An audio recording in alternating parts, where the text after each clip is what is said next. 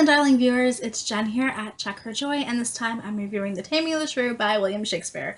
This is a comedy, romantic play, and I love it, although I have a slightly complicated relationship with this, which I'll explain later. So this play takes place in Padua, in Italy, and we start off the play with Baptista Minola, who is a wealthy gentleman and the father of two daughters, Bianca and Katherine. Bianca is the younger sister, and she's pretty and sweet and incredibly desirable, and all these men are just super in love with her. And Katharina, also called Katherine and Kate, is the older sister, and she's incredibly rude and awful and abusive, and she's the shrew in the title. I love Katherine as a comedic, entertaining character, but she is not somebody I would want to meet in real life, and I definitely wouldn't want to cross her. She is fierce. Bianca has three suitors in this play. They are Gremio, who is an older man who's her father's age and like their next door neighbor, and he's not a bad guy, it's just super awkward because he's so much older than her. We have Hortensio, who is a younger suitor, like Bianca's age. He comes off as a bit vain and maybe not so smart, but he wouldn't be that bad a suitor for her. And then we have Lucentio, who is also a younger, wealthy gentleman, and we meet him when he first sees Bianca, and he falls in love with her at first sight. And he comes up with this plan on how he's going to woo her by posing as a tutor. So while he's teaching her about literature and languages, he's also going to attempt to win her love. We also have Petruchio, who is Katherine's suitor. He is a gentleman from the city of Verona, and the moment he shows up in Padua, he starts talking about, hey guys, I need to find a wealthy wife. Like, any woman you can find me. I don't care. She's old, young, sweet, awful, doesn't matter, so long as she has a lovely dowry. And all these guys, these suitors to Bianca, are like, hey, this could help us out.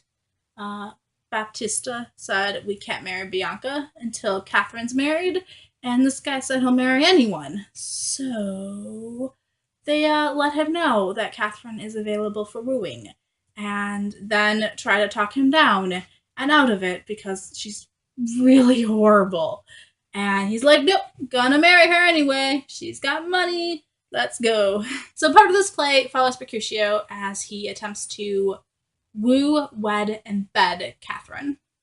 And the other part of this play follows Bianca and her three suitors as they kind of work out who she's actually going to marry. This play is a bit complicated from a modern perspective, or really any perspective, just because of the way that Petruchio goes about trying to woo Katherine, which is to say that basically he tells her father that she's in love with him when she's not really, and that she's desperate to marry him.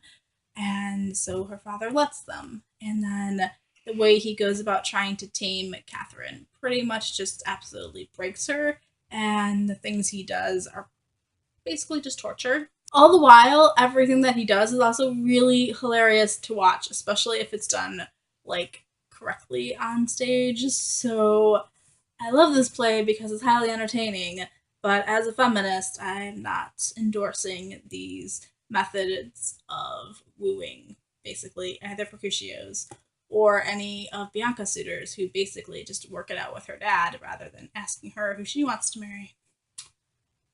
I also love The Taming of the Shrew because of all the things that it has spawned, which are some of my favorite movies. I love the Globe on Screen rendition of The Taming of the Shrew. That's awesome and hysterical.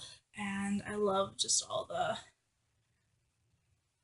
slapstick, comedic, like, visual stuff they bring to this play.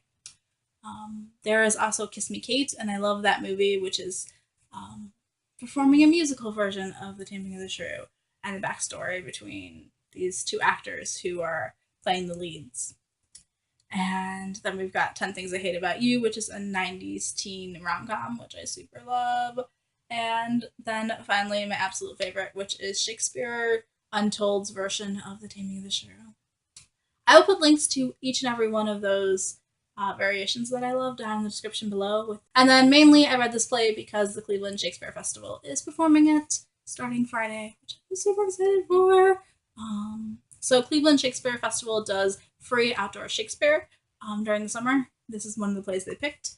The Taming of the Shrew is running weekends from June 16th to July 2nd, and I will post a link to the website because every location is different as they try to move around Cleveland, which is awesome. And then later in the summer, they're going to do Macbeth, which is also an awesome play. I'm excited for free outdoor Shakespeare, guys. It's one of my favorite parts of the summer. Peace out. I love you guys, and keep reading. Bye.